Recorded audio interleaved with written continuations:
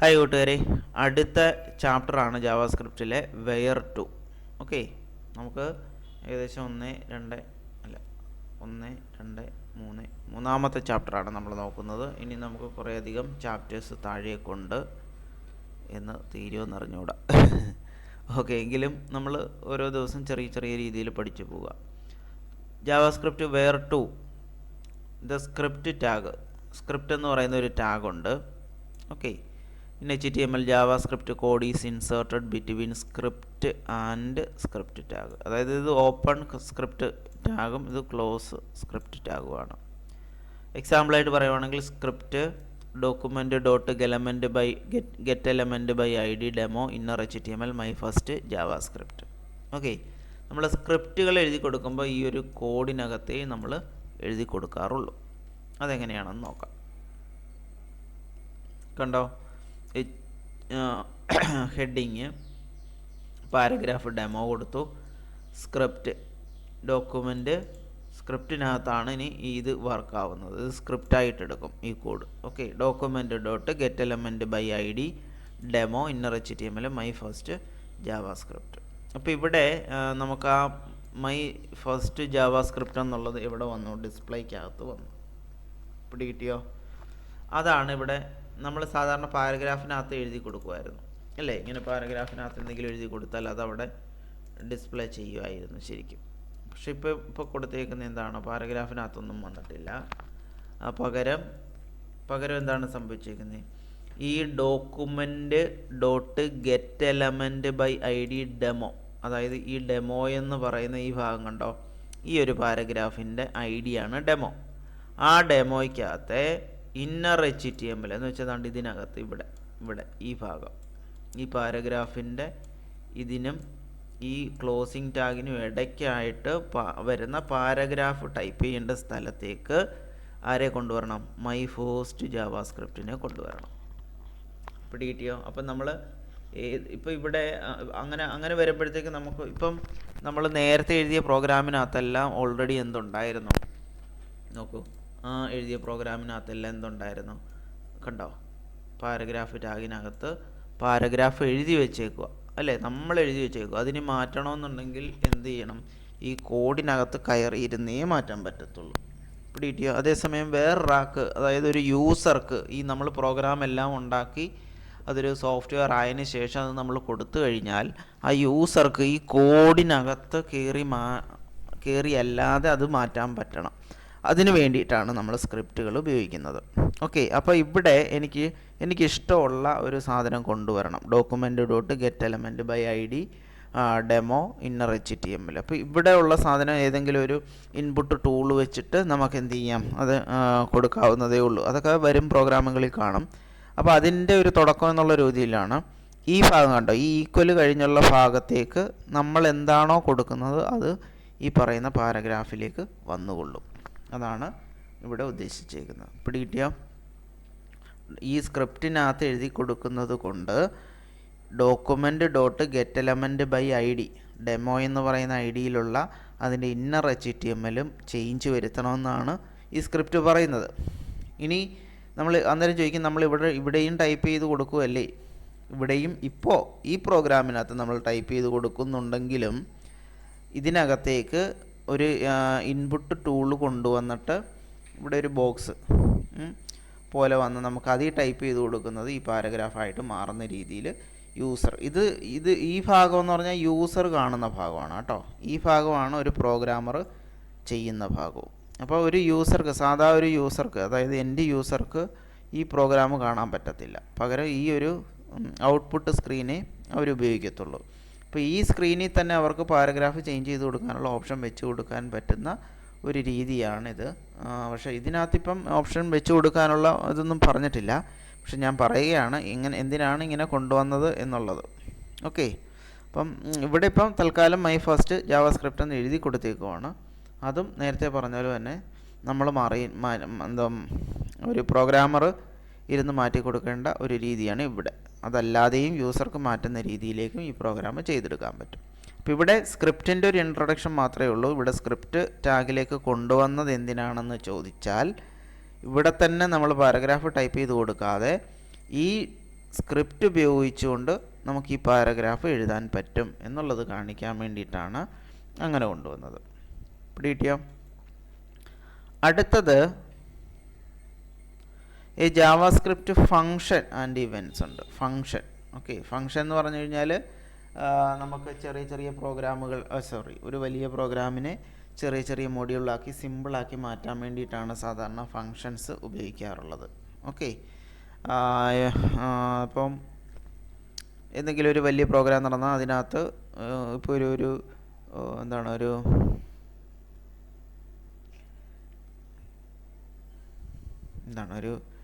വർക്ക്ഷോപ്പോ അല്ലെങ്കിൽ എന്തെങ്കിലും ഒരു അങ്ങനത്തെ ഒരു അവാർഡ് ദാന ചടങ്ങാണെങ്കിൽ അവാർഡ് ദാന ചടങ്ങിൽ അവാർഡ് കൊടുക്കുന്ന ഒരു ഫങ്ഷൻ ഉണ്ടാവും. അതേപോലെ അവരുടെ അതിനകത്ത് എങ്ങനെ പറയുന്നത് പോട്ടെ. JavaScript function is a block of JavaScript code that can be executed when called for. ഇവിടെ ഒരു ഫങ്ഷൻ ഉണ്ടാവും. ആ ഫങ്ഷൻ ഒരു ജാവാസ്ക്രിപ്റ്റ് കോഡിൻ്റെ ഒരു ബ്ലോക്കാണ്, ഒരു പാർട്ടാണ്. ഈ ഫങ്ഷനെ എപ്പോഴാണോ കോൾ ചെയ്യുന്നത് അന്നേരം മാത്രമേ അത് വർക്ക് ആവത്തുള്ളൂ. For example, a function can be called when an event occurs like when the user click a button. എന്ന് വെച്ച് കഴിഞ്ഞാൽ ഒരു ബട്ടൺ ഉണ്ടാവും. ആ ബട്ടണെ ക്ലിക്ക് ചെയ്തെങ്കിൽ മാത്രമേ ഈ ഫങ്ഷൻ എന്ത് ചെയ്യത്തുള്ളൂ, വർക്ക് ആവത്തുള്ളൂ എന്നാണ് നമ്മൾ എഴുതി വെച്ചേക്കുന്നതെങ്കിൽ ആ ബട്ടണെ ക്ലിക്ക് ചെയ്താലേ ഫങ്ഷൻ വർക്ക് ആകത്തുള്ളൂ. പിടികിട്ടിയോ? അതാണ് അതിനൊരു എക്സാമ്പിൾ വെച്ചിട്ട് നമ്മൾ ചെയ്യുന്നതായിരിക്കും നല്ലത്. ഓക്കെ. പണ്ടൊക്കെ ജാവാസ്ക്രിപ്റ്റ് എഴുതുന്ന സമയത്ത് old JavaScript example may use type. ഞാനൊക്കെ പഠിപ്പിക്കുകയൊക്കെ ചെയ്ത സമയത്ത് ഇങ്ങനെ script type is equal to text or means JavaScript എന്നൊക്കെ എഴുതിയായിരുന്നു പഠിപ്പിച്ചുകൊണ്ടിരുന്നത്. അപ്പോൾ അത് ഇപ്പോൾ ആവശ്യമില്ല. JavaScript default scripting language in HTML-നകത്തുള്ള ഡീഫോൾട്ട് സ്ക്രിപ്റ്റിംഗ് ലാംഗ്വേജ് ആയി മാറിയതുകൊണ്ട് ഇങ്ങനെ ഒരു ടാഗ് എഴുതി കൊടുക്കേണ്ട ആവശ്യം വരുന്നില്ല. ഓക്കെ. ജാവാസ്ക്രിപ്റ്റ് പക്ഷേ നോട്ട് പാഡിനകത്തൊക്കെ ടൈപ്പ് ചെയ്യണമെങ്കിൽ എനിക്ക് തോന്നി ഇങ്ങനെ എഴുതി കൊടുക്കണമെന്ന് തോന്നുന്നു. നോക്കട്ടെ. JavaScript function is a block of okay, അതാണ് നമ്മളിപ്പോൾ പറഞ്ഞത്. ഇനി ജാവാസ്ക്രിപ്റ്റ്, അപ്പോൾ അതിനെക്കുറിച്ച് ഫങ്ഷൻസിനെ കുറിച്ച് ജസ്റ്റ് അതേ പറഞ്ഞു വിട്ടിട്ടുള്ളൂ. ഇനി കുറച്ച് കഴിയുമ്പോൾ അതിനകത്ത് എനിക്ക് തോന്നുന്നു പ്രോഗ്രാമൊക്കെ കാണും. താഴേക്ക് വരുന്ന സമയത്ത് എപ്പോഴെങ്കിലും പ്രോഗ്രാംസും മറ്റു കാര്യങ്ങളും കാണും ജാവാസ്ക്രിപ്റ്റ് ഫങ്ഷൻസിൻ്റെ. ഓക്കെ. അപ്പോൾ അത് വെച്ചിട്ട് നമുക്കത് ചെയ്യാൻ പറ്റും. ആ സമയത്ത് ജാവാസ്ക്രിപ്റ്റ് ഫങ്ഷൻസ് എന്നും പറഞ്ഞൊരു മൊഡ്യൂൾ തന്നെ നമുക്കുണ്ട്. ഓക്കെ. ആ സമയത്ത് നമുക്കത് കൂടുതലായിട്ട് നോക്കാം. ഇനി ജാവാസ്ക്രിപ്റ്റ് ഹെഡ് ഓർ ബോഡി.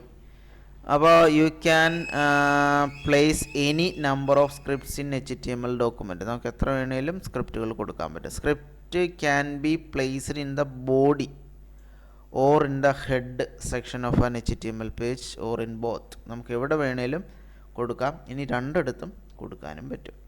ഇനി ജാവാസ്ക്രിപ്റ്റ് ഇൻ ഹെഡ് പാർട്ടിലാണെങ്കിൽ example JavaScript function is placed in the head section of an HTML, the function invoked when a button is clicked.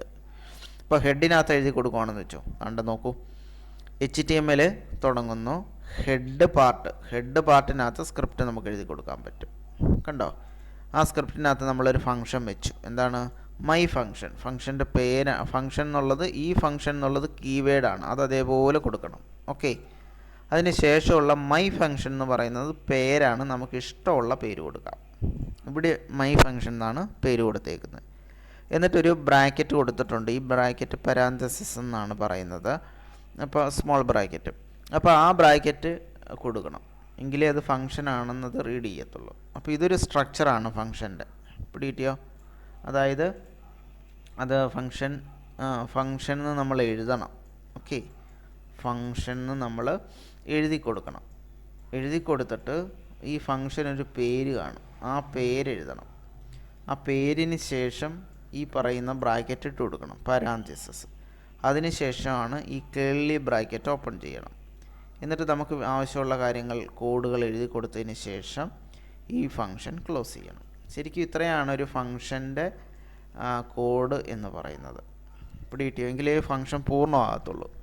അപ്പോൾ ആദ്യം എഴുതി കൊടുക്കേണ്ടത് ഫംഗ്ഷൻ എന്ന് പറയുന്ന കീവേഡ് എഴുതണം. എന്നിട്ട് നമുക്കിവിടെ ഫംഗ്ഷൻ്റെ പേര് എഴുതി കൊടുക്കണം.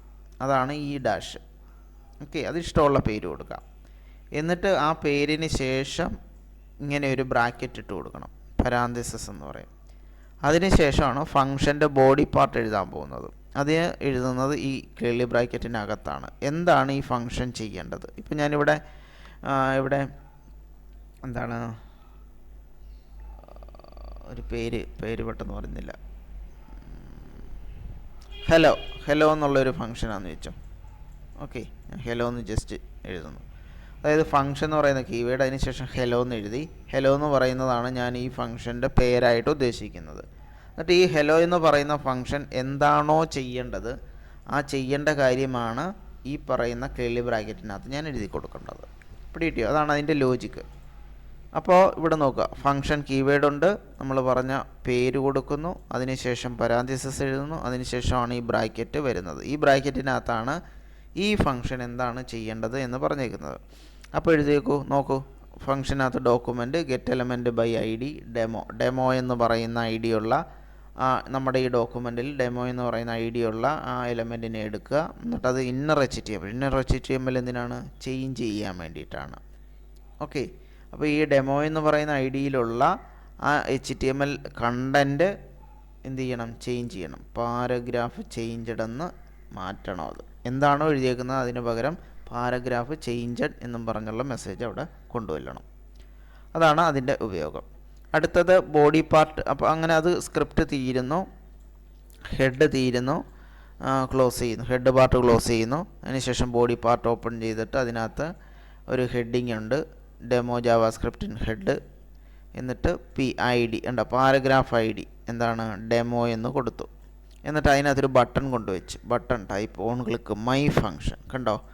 ഓൺ ക്ലിക്ക് ചെയ്യുമ്പോൾ ഈ മൈ ഫംഗ്ഷൻ എന്ന് പറയുന്ന ഫംഗ്ഷൻ വർക്ക് ചെയ്യണം. ആ മൈ ഫംഗ്ഷൻ എവിടെ കിടക്കുക? നമ്മൾ നേരത്തെ ഹെഡ് പാർട്ടിൽ എഴുതി വെച്ചായിരുന്നു അല്ലേ, മൈ ഫംഗ്ഷൻ. അപ്പോൾ ഈ ക്ലിക്ക് ചെയ്യുമ്പം ഈ മൈ ഫംഗ്ഷൻ വർക്ക് ചെയ്യണം. കണ്ടോ? എന്നിട്ട് ഈ ബട്ടൻ്റെ പുറത്ത് ട്രൈ ഇറ്റ് എന്നും പറഞ്ഞ് എഴുതി വെച്ചിട്ടുണ്ട്. നമുക്കതിൻ്റെ ഒന്ന് ഔട്ട്പുട്ട് നോക്കാം. അതുകൊണ്ട് ഇത് ഇത്രയും നമുക്ക് സ്ക്രീനിൽ എൻഡ് യൂസർക്ക് കാണാൻ പറ്റത്തുള്ളൂ. ഓക്കെ, അപ്പോൾ ഇവിടെ ഇങ്ങനെ demo JavaScript in head paragraph എന്ന് എഴുതി വെച്ചു. എന്നിട്ട് ട്രൈ ഇറ്റ്, ഈ ബട്ടണെ ക്ലിക്ക് ചെയ്താൽ ഈ പാരഗ്രാഫ് എന്നുള്ളത് മാറി പാരഗ്രാഫ് ചേഞ്ച്ഡ് എന്ന് മെസ്സേജ് വരും. ഓക്കെ, അത് നമുക്കൊന്ന് നോക്കാം. കണ്ടോ? Paragraph changed. Try it click ചെയ്യുമ്പം പാരഗ്രാഫ് ചേഞ്ച്ഡ് എന്നാവും. അപ്പോൾ അങ്ങനെയുള്ള സംഭവത്തിന് വേണ്ടി അതാണ് നമ്മൾ ഈ ട്രൈ ഇറ്റ് എന്ന് പറയുന്ന ബട്ടണെ ക്ലിക്ക് ചെയ്യുമ്പോൾ ഈ മൈ ഫംഗ്ഷനെ നമ്മൾ കോൾ ചെയ്യണമെന്ന് പറഞ്ഞില്ലേ, അത് ആ സംഭവമാണിത്. അതായത് ഈ ബട്ടണെ ക്ലിക്ക് ചെയ്യുമ്പോൾ അവിടെ നമ്മൾ എഴുതി വെച്ചേക്കുന്ന മൈ ഫംഗ്ഷൻ വർക്ക് ചെയ്യണമെന്നാണ്. അപ്പോൾ ഈ മൈ ഫംഗ്ഷൻ വർക്ക് ചെയ്യണമെങ്കിൽ അങ്ങനെ ഒരു ഫംഗ്ഷൻ നമ്മൾ ഓൾറെഡി ക്രിയേറ്റ് ചെയ്തിട്ടുണ്ടാവണം. അത് ക്രിയേറ്റ് ചെയ്ത ഭാഗമാണ് ഈ ഹെഡ് പാർട്ടിൽ സ്ക്രിപ്റ്റ് എന്ന് പറയുന്ന ഭാഗത്താണ് നമ്മളത് ക്രിയേറ്റ് ചെയ്ത് വെച്ചിട്ടുള്ളത്. അപ്പം കോൾ ചെയ്യുക എന്ന് പറഞ്ഞാൽ ഇവിടെ വെച്ചിട്ട് വിളിക്കുന്നു. ഇവിടെ ഫംഗ്ഷൻ നമ്മൾ ക്രിയേറ്റ് ചെയ്തു, ഫംഗ്ഷൻ ഡിക്ലെയർ ചെയ്ത് വെച്ചേക്കുവാണ് ഇവിടെ. അതിനെ കോൾ ചെയ്യുന്നത് ഈ ഭാഗത്താണ്. പിടികിട്ടിയ? ഒരു ഫംഗ്ഷനെ കോൾ ചെയ്യുമ്പോഴാണ് അത് വർക്ക് ചെയ്യുന്നതെന്നല്ലേ നമ്മൾ നേരത്തെ വായിച്ചത്. ആ സംഭവം ഇതാണ്.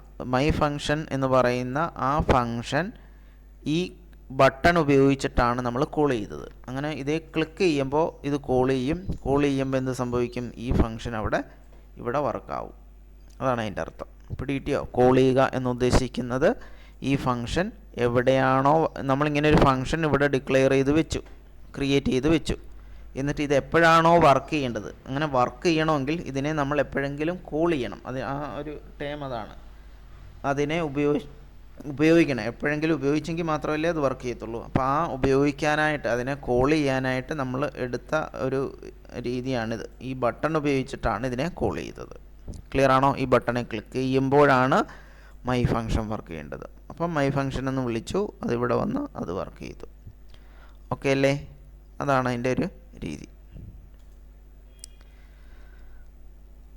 ഇതിനകത്ത് കോഡിനകത്ത് നമ്മൾ പറഞ്ഞ കാര്യങ്ങളൊക്കെ തന്നെ ഉള്ളൂ. HTML-ഉം CSS-ഉം പഠിച്ചിട്ട് ജാവാസ്ക്രിപ്റ്റ് പഠിക്കുന്നതാണ് കുറച്ചും കൂടെ നല്ലത്. അപ്പോഴാണ് ഈ HTML എന്താണ്, ഹെഡ് എന്താണെന്നൊക്കെ ഉള്ളതും മനസ്സിലാവത്തുള്ളൂ. HTML എന്ന് പറയുന്ന പ്രോഗ്രാമിനകത്ത് HTML തുടങ്ങുമ്പോൾ HTML എന്ന് പറയുന്ന ഈ ഒരു ടാഗ് എഴുതി കൊടുക്കും. അതേപോലെ HTML തീരുമ്പോൾ HTML എന്ന് പറയുന്നത് ക്ലോസും ചെയ്യും. ഓക്കെ, അതേപോലെ ഈ HTML-നകത്ത് രണ്ട് പാർട്ടുകളാണ്. ഒന്ന് ഹെഡ് പാർട്ടുണ്ട്, അപ്പോൾ ഈ ഹെഡ് പാർട്ട് തുടങ്ങുന്നത് അതുകൊണ്ട് ഇങ്ങനെയാണ്. ഓക്കെ,